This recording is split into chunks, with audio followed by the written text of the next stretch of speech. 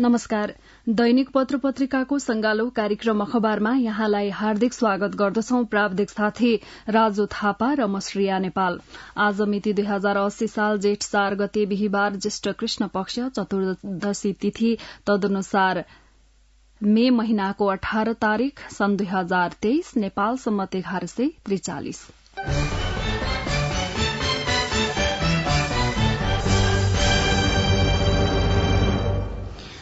आज राजधानीबाट प्रकाशित विभिन्न दैनिक पत्र पत्रिकामा फरक फरक शीर्षकमा खबरहरू छापिएका छन्। कान्तिपुर दैनिकको अग्रपृष्ठको खबरबाट कार्यक्रमको शुरूआत गर्दैछौं।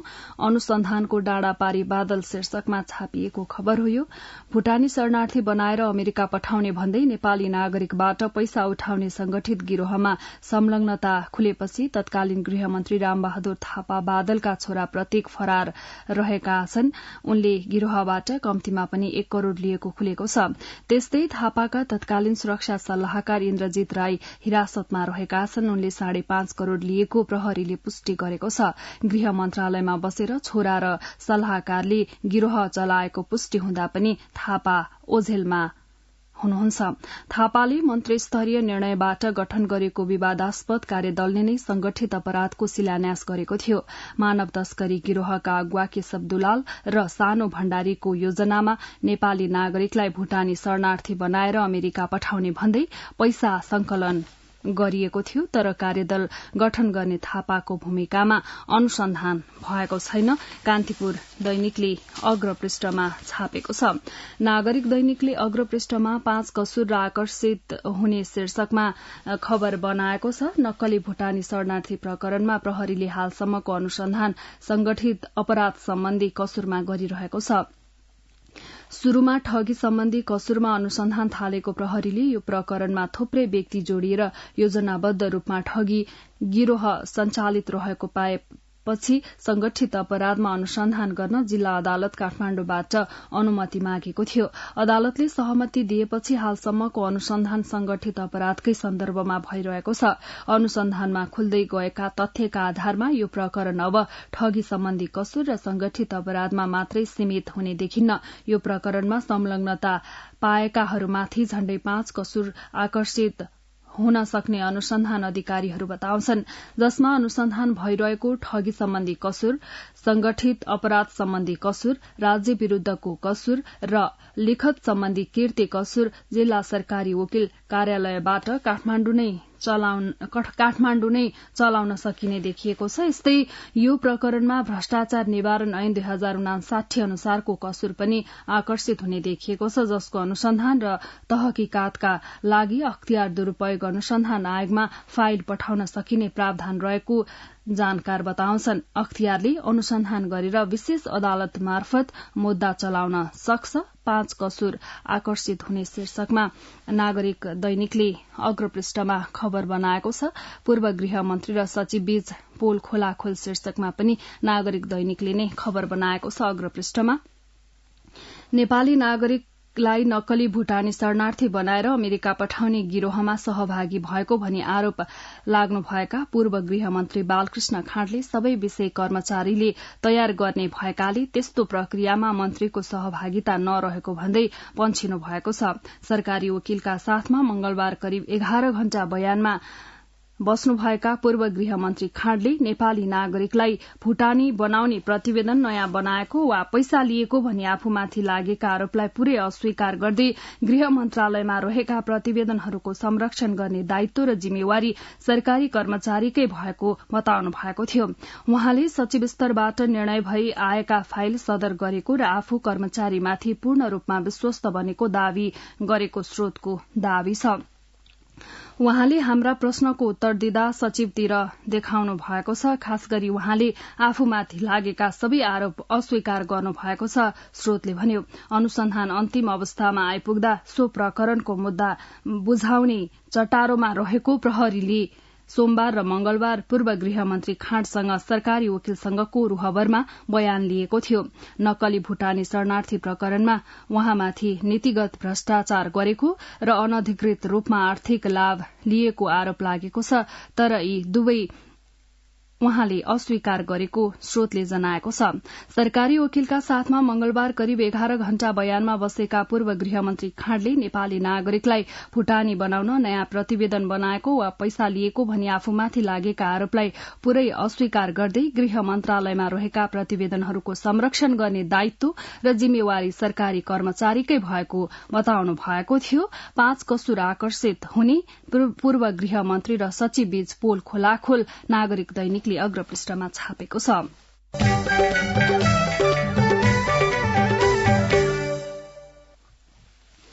जो भ्रष्टाचारमा मुछिए राजनीतिमा ग्रहण लाग्यो शीर्षकमा नेपाल समाचार पत्रले अग्रपृष्ठमा खबर बनाएको छ।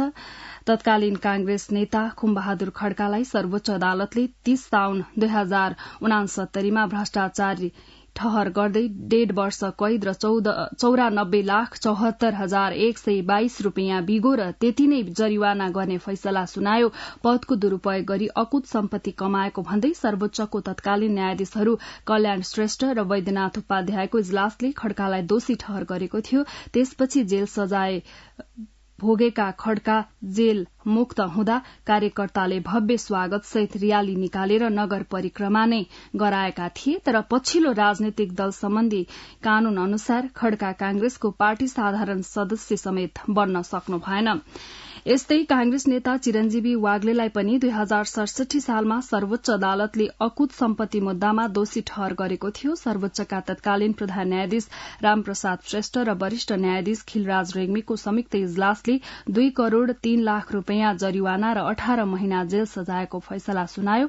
फैसला अनुसार वाग्लेले सजाय भुक्तान गरिसकेर सक्रिय राजनीतिबाट टाढा रहनु भएको छ। भ्रष्टाचार काण्डमा परेका पूर्व मन्त्री गोविन्द राज जोशीलाई 2069 साउन 10 गते विशेष अदालतले भ्रष्टाचारी ठहर गर्दै 1.5 वर्ष जेल सजाय सुनायो। तत्कालीन विशेष अदालतका अध्यक्ष न्यायाधीश गौरी बहादुर कार्की तथा सदस्य न्यायाधीशद्वय ओम प्रकाश मिश्र र केदार प्रसाद चालिसेको संयुक्त इजलासले जोशीलाई 2 करोड़ 16 लाख 14 हजार रूपियाँ बिगो बराबरको जरिवाना सुनाएको थियो। अदालतको निर्णय अनुसार सजाय भुक्तान गर्नुभएका जोशी सक्रिय राजनीतिबाट टाढा हुनुहुन्छ। नेपाल समाचार पत्रले अग्रपृष्ठमा छापेको छ।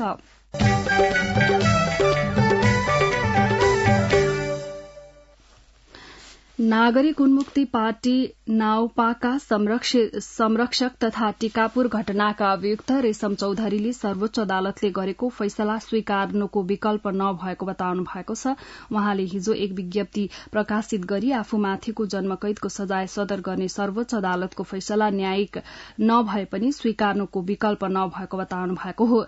मिति 2080 जेठ 2 गते सम्माननीय सर्वोच्च अदालतले गरेको फैसलामा म प्रति न्यायिक नहुन सक्छ, तर त्यस्तो भन्दैमा स्वीकार्नुको विकल्प हुन्न। हामी सम्मानित अदालतलाई सदा सम्मान गर्छौं, साथै सम्मानित अदालतलाई सबैले उत्तिकै सम्मान गर्नुपर्छ। म दिल्ली बजार कारागारमा धैर्य सहनशीलताका साथ कैद भुक्तान गरिरहेको छु। विज्ञप्तिमा उहाँले भन्नुभएको छ स्वस्थ छु, रतिभर मन विचलित छैन। अहिले टिकापुर घटनाको फैसलालाई अनर्गल बनाउँदै जथाभावी सामाजिक सञ्जालमा जे पायो त्यही पोस्ट नगर्न हुन अनुरोध गर्दैछु।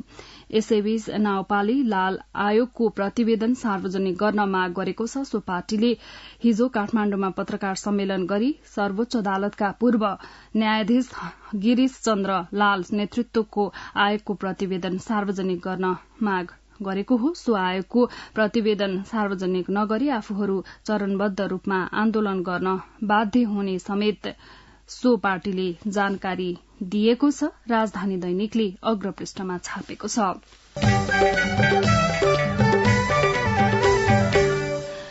तपाई यति बेला दैनिक पत्र पत्रिकाको संगालो कार्यक्रम अखबार सुन्दै हुनुहुन्छ। अब एकैछिन विज्ञापन र सन्देश। सुरेश, के छ खबर? कहाँ छौ? मेरो सब ठिक छ यार, अफिसमा छु। अनि घर तयार भयो तिम्रो? घर त तयार भयो यार। अब घरमा इन्टरनेट, टेलिभिजन लाइन अनि टेलिफोन नम्बर पनि लिनु थियो। अब तिमी नै छौ यहाँ नेपालमा पाइने सुविधाको बारेमा जानकार भएको। म त 15 वर्ष भयो यार देशबाट टाढा भएको। सजेस्ट गर न यार, कुन राम्रो होला? इन्टरनेट, टेलिभिजन लाइन र टेलिफोन सेवाका लागि हो भने आँखा चिम्लेर नेपाल टेलिकमको fibre to the home FTTH सेवा लिहाल। तिमीलाई चाहिएको सबै सुविधा नेपाल टेलिकममा पाउँछौ। ढुक्क भएर लिँदा हुन्छ। ल गजब भएछ। मलाई चाहिएको सबै सुविधा एउटै फाइबरबाट पाउने भएको छ। थ्याङ्क यू यार। थ्याङ्क यू मलाई भन्दा नेपाल टेलिकमलाई भनौँ, जनतालाई निरन्तर सेवा दिँदै आएको छ। नेपाल टेलिकम, राष्ट्रको सञ्चार। कार्यक्रममा पुनः स्वागत छ। अब विभिन्न दैनिक पत्र पत्रिकामा छापिएका बाँकी खबरहरू। बढ्दै बाल कुपोषण शीर्षकमा गोर्खापत्र दैनिकले अग्र पृष्ठमा खबर बनाएको छ। बैतडीमा 2 वर्ष मुनिका करिब 2000 बाल बालिका कुपोषित भेटिएका छन्। स्वास्थ्य कार्यालय बैतडीको तथ्याङ्क अनुसार आर्थिक वर्ष 2078-79 मा 1934 जना बाल बालिका कुपोषित भेटिएका हुन्। यी मध्ये 312 जना कडा कुपोषणले ग्रसित छन्। उमेर र उचाइ अनुसार बाल बालिकामा निकै कम तौल र ख्याउटी अनुहार भएको पाइएको छ। स्वास्थ्य कार्यालय बैतडीका प्रमुख योगेश प्रसाद भट्टले बैतडीमा कुपोषित बाल बालिकाको संख्या वर्षेनी बढ़दै गएको बताउनुभयो। कुपोषित बाल बालिकाको खोजी गरेर उपचार गर्न जिल्लामा 42 वटा स्वास्थ्य संस्थामा उपचार केन्द्र खोलेर पोषिलो खाना कार्यक्रम सञ्चालन भइरहेको उहाँले बताउनुभयो। उहाँले भन्नुभयो, गत वर्षको तुलनामा यस वर्ष कुपोषित बाल बालिका बढ़ी फेला परे। गत वर्ष 1279 कुपोषित बाल बालिका रहेकोमा यस वर्ष 1934 जना कुपोषित बाल बालिका पाइए। पोषिलो खाना नपाएका कारण बाल बालिकामा कडा खालको कुपोषण हुने गरेको उहाँले बताउनुभयो। बढ़दै बाल कुपोषण गोर्खापत्र दैनिकले अग्रपृष्ठमा छापेको छ।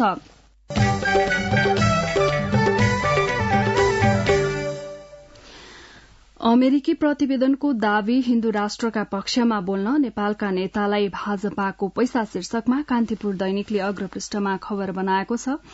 भारतीय जनता पार्टी भाजपा सम्बद्ध धार्मिक समूहले नेपालका प्रभावशाली नेतालाई हिन्दू राष्ट्रका समर्थनमा बोल्न निरन्तर रकम उपलब्ध गराएको अमेरिकी प्रतिवेदनले दावी गरेको छ। अमेरिकाले अन्तर्राष्ट्रिय धार्मिक स्वतन्त्रता प्रतिवेदन सार्वजनिक गर्दै नेपाली समाजमा भारतीय उक्साहट बढ़ेको निष्कर्ष निकालेको हो। नेपाल सरकारले भने औपचारिक प्रतिक्रिया सार्वजनिक गरेको छैन। नागरिक समाजका अगुवाहरूले दक्षिणपन्थी भन्ने गरेको भाजपा सम्बद्ध धार्मिक समूहले नेपालका सबै राजनीतिक दलका प्रभावशाली नेतालाई हिन्दू राष्ट्रका समर्थनमा बोल्न निरन्तर रूपमा रकम उपलब्ध गराउँदै आएका छन्। अमेरिकी विदेश मन्त्री एन्टोनी जे ब्लिंकेनले सार्वजनिक गरेको प्रतिवेदनमा भनिएको छ। प्रतिवेदनको 13 पृष्ठमा नेपालको धार्मिक अवस्थाका बारेमा चर्चा गरिएको छ। भाजपा सहित भारतका अन्य हिन्दू समूहले नेपालका राजनीतिज्ञ विशेष गरी राप्रपालाई हिन्दू राज्य पुनः स्थापित गर्न निरन्तर दबाव दिइरहेको पनि प्रतिवेदनमा उल्लेख गरिएको छ। अमेरिकी प्रतिवेदनको दावी हिन्दू राष्ट्रका पक्षमा बोल्न नेपालका नेतालाई भाजपाको पैसा कान्तिपुर दैनिकले अग्रपृष्ठमा छापेको छ।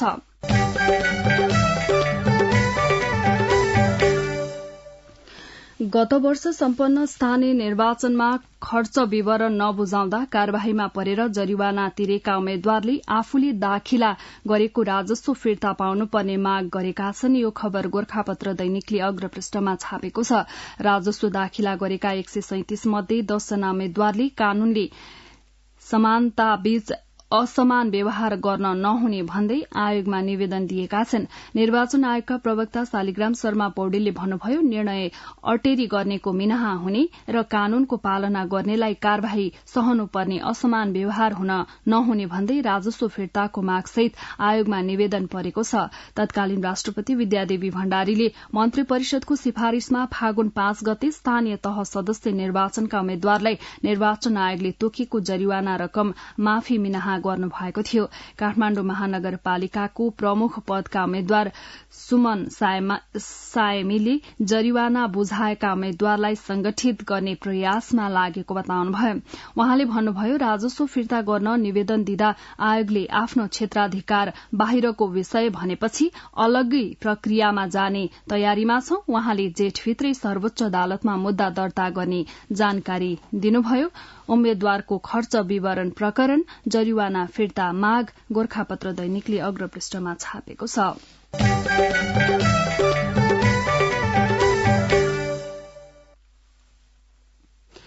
सरकारले फौजदारी अपराधलाई राजनीतिकरण गर्न ल्याएको केही नेपाल ऐन संशोधन विधेयकले संक्रमणकालीन न्याय समेतलाई प्रभावित गर्न सक्ने भन्दै राष्ट्रिय मानव अधिकार आयोगले चिन्ता व्यक्त गरेको छ। सरकारले फौजदारी कार्यविधि संहिता 2074 संशोधन गरी द्वन्द्वकालमा भएका घटनालाई पनि राजनीतिक आवरण दिएर मुद्दा फिर्ता लिने सम्भावना बढ़ेको आशंका आयोगले गरेको छ। यो खबर नागरिक दैनिकले अग्रपृष्ठमा छापेको छ।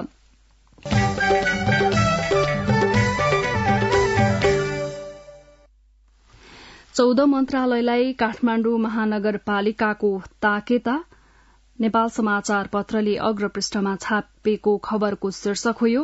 काठमाडौँ महानगरपालिकाका मेयर बालेन्द्र शाहले सरकारलाई 14 बुँदे ध्यानाकर्षण गराउनु भएको छ। काठमाडौँ महानगरपालिकाको 15औं कार्यपालिका बैठकबाट उहाँले सरकारको ध्यानाकर्षण गराउनु भएको हो। बितेको 1 वर्षमा सरकारका 14 वटा मन्त्रालयलाई मेयर शाहले ध्यानाकर्षण गराउनु भएको यो दोस्रो पटक हो। संस्थागत बहाल कर संघीय सरकारले दिएको विषयमा संवैधानिक इजलास जाने बताउँदै उहाँले ओडाले संरक्षण गरेको सार्वजनिक जग्गा महानगरको सहमति र अनुमति बिना कुनै संस्थालाई लीजमा दिन मन्त्री परिषदले गरेको निर्णय बदर गरिदिन भूमि सुधार, सहकारी तथा गरीबी निवारण मन्त्रालयलाई ध्यानाकर्षण गराउनुभयो। सरकारले हाँडीगाउँको जग्गा लीजमा दिने निर्णय गरे लगत्तै काठमाडौँ महानगरपालिकाले भूमि सुधार मन्त्रालयको काठमाडौँ महानगरपालिकाले भूमि सुधार मन्त्रालयको ध्यानाकर्षण गराएको हो। 14 मन्त्रालयलाई काठमाडौँ महानगरपालिकाको ताकेता नेपाल समाचार पत्रले अग्रपृष्ठमा छापेको छ।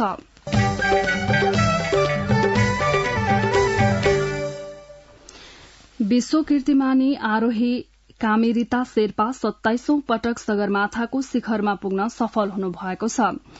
7 समिट ट्रेक्सका मैनेजर थानेश्वर गुरागाईले दिएको जानकारी अनुसार आरोही शेर्पा आफ्नो यसअघिको कीर्तिमानी तोड्दै बुधबार बिहान 8:30 बजे 27औं पटक सगरमाथाको शिखरमा पुग्नु भएको हो।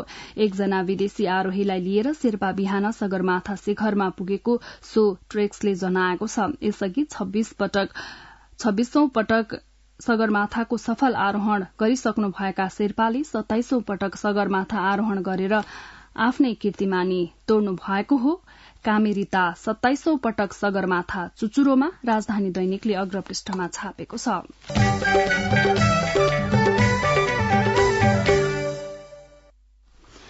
नेपाल भ्रमणमा रहनुभएका अस्ट्रेलियाका सहायक विदेश मन्त्री टिम वार्ड्स बुधबार बिहान पशुपति क्षेत्रमा रुद्राक्षको माला र खादा लगाएर देखिनुभयो। त्यही पहिरनमा पशुपतिनाथ मन्दिरको पूर्वी द्वार भन्दा पर बागमती पारी फोटो खिच्नुभयो। तिनै फोटो सामाजिक सञ्जालमा राख्दै उहाँले धार्मिक आधारमा नै नेपाल अस्ट्रेलिया सम्बन्धलाई विश्व नियाल्ने आधार खोजी शब्दमा उतार्नुभयो। पशुपति क्षेत्रको भ्रमण गर्दै शीर्षकमा आफ्नै शब्दमा तस्बिर विवरण दिँदै उहाँले हिन्दू अस्ट्रेलियामा तीव्र विस्तार भइरहेको धर्म उल्लेख गर्नुभएको छ। उहाँले थप लेख्नु भएको छ, आधुनिक अस्ट्रेलियाको विविधताले हामीलाई दक्षिण एसिया लगायत विश्वका हरेक भागमा जोडेको छ। यस क्रममा उहाँले अस्ट्रेलियाका विदेश मन्त्री ओङले भनेको अस्ट्रेलियालीले संसारलाई हेर्दा त्यसमा आफूलाई प्रतिबिम्बित भएको देखे जस्तै संसारमा मानिसले पनि अस्ट्रेलियालाई हेर्दा त्यसमा आफ्नो प्रतिबिम्ब देख्ने स्मरण गर्नुभयो। विश्वविद्यालय बन्दै आँखा अस्पताल, यो खबर गोर्खापत्र दैनिकले अग्रपृष्ठमा छापेको छ।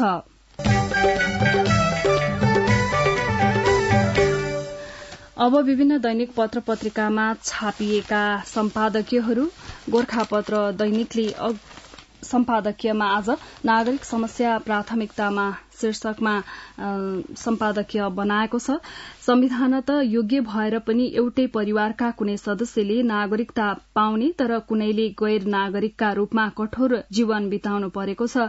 यो असमानताको राज्यले छिटो सम्बोधन गरेन भने राज्य जनउत्तरदायी ठहरिँदैन। नागरिकताबाट वञ्चित त्यस्ता नागरिकको मनोविज्ञान भड्किने खतरा पनि हुन्छ।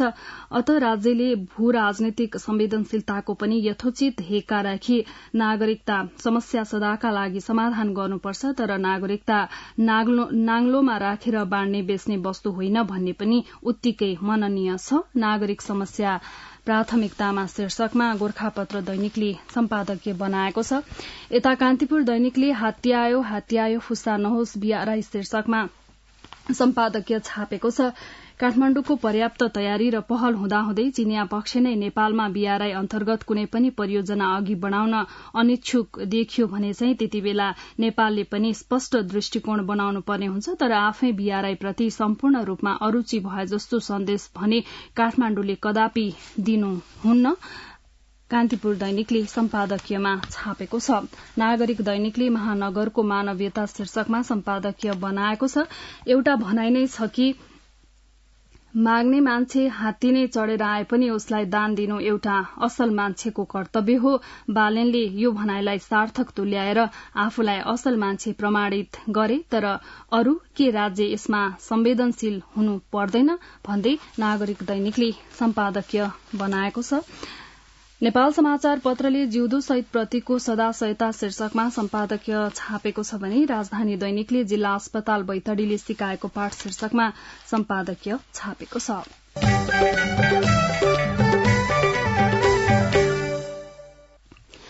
विभिन्न दैनिक पत्र पत्रिकामा छापिएका सम्पादकीयहरूपछि अब बाँकी प्रसंगहरू। वैदेशिक रोजगारीमा गएका 32% नेपाली कामदार गैर कानूनी शीर्षकमा नयाँ पत्रिका दैनिकले भित्री पृष्ठमा खबर बनाएको छ।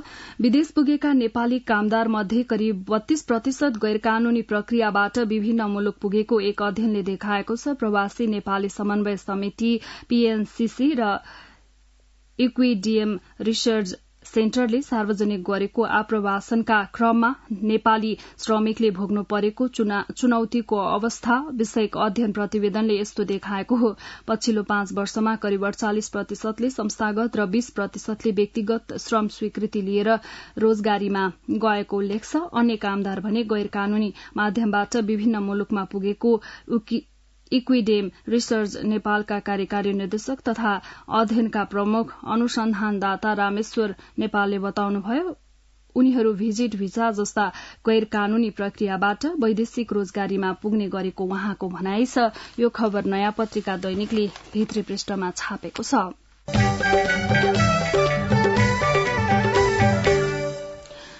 उखुको बक्यौता 12 करोड़ माइती घरमा किसानको धरना अन्नपूर्ण पोस्टले भित्री पृष्ठमा छापेको खबरको शीर्षक हो। यो उद्योगीले उखुको 12 करोड़ रूपियाँ भुक्तानी नगरेपछि कपिलवस्तुका किसान काठमाण्डुमा आएर माइती घरमा आन्दोलन गरिरहेका छन्। किसानले उखुको भुक्तानीको माग गर्दै माइती घर मण्डलामा धरना शुरू गरेका हुन्। कपिलवस्तुको जवाबहारी स्थित महालक्ष्मी सुगर्स प्राइवेटले 10,000 उखु किसानको झण्डै 12 करोड़ रूपियाँ भुक्तानी गरेको छैन। किसानले माइती घर मण्डलामा धरना शुरू गरेर भुक्तानी नपाएसम्म घर नफर्किने अडान राखेका छन्। उखुको बक्यौता 12 करोड़ माइती घरमा किसानको धरना अन्नपूर्ण पोस्टले भित्री पृष्ठमा छापेको छ।